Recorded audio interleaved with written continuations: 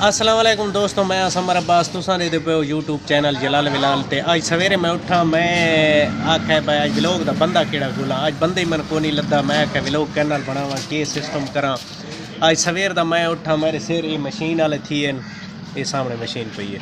उस तो बाद बिजली हाइक आई ना, मैं आख्या और लगा और हाँ मशीन चा खड़ा अपनी ये सुना यार, ये सुना। अच्छा तो मैं आख्या बंदा लद्दा को नहीं, मैं व्लॉग केड़ी शायद बनावा। सवेर दा मेरे सिर ये रूटा थी है, ये रूटा थी है। तो इस मैं खोला है, पट्टा है, खोल पट के ये सामने ये शिकंजा पे है इसका, तो ये सामने तले बैरिंग लिखा है। ये बैरिंग मैं कड्डा इत्थों, उस तो बाद जड़ा उस बाद इसका बैरिंग आंदा पे वो मैं फिट करे सा। ते आज मैंने कई बंदे टाइम नहीं दिता भाई यार तू सा नाल व्लॉग बना गए। आज जेड़े बंदे दा मैं व्लॉग दिता यूट्यूब। अस्सलाम वालेकुम, क्या हाल है जनाब? केड़ा पे बनाया? ठीक है, बनाया जाते हैं। आज रूटा फिट कीता हूं, ये खोला मी सवेर दा आया। अच्छा, ये रूटा मेरे सिर थी गया, उसका बैरिंग निकलदा ना आई। वो बैरिंग खोला है, बैरिंग शेयरिंग खोल के हुन साईं दिता है, वो मिलण गया। उस तो बाद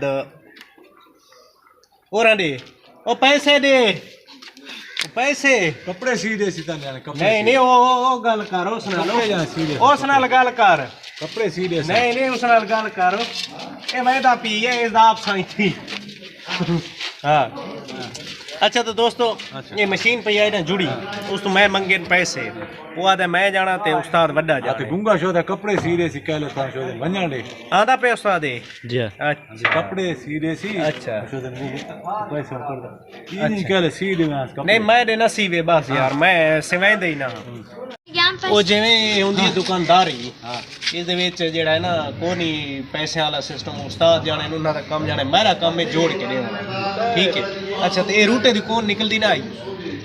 हाँ भाई बिजली का नहीं रबड़ फेरी खड़ी है। बिजली 11 बजे दी वहदी है ते 5 मिनट आंदी है ते घंटा वहदी है ये सिस्टम।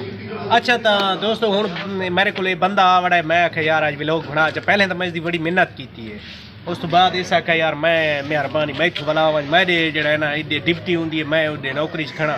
मैं आख्या यार 5 मिनट मैं नाल व्लॉग बना। अच्छा उस तो बाद ये सारा नेक साहब आंदे पे क्या हाल है जनाब? ठीक है, ये अल्लाह राजीज़ का नाम है, कोई फैशनी ना नहीं, अल्लाह राजीज़ का नाम है।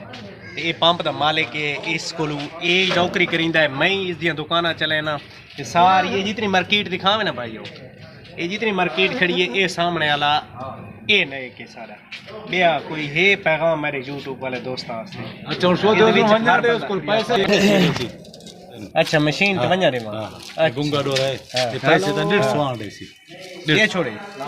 मेहरबानी मेहरबानी इन सलूट कार छड़ी सलूट ए हाँ बस मेहरबानी मेहरबानी।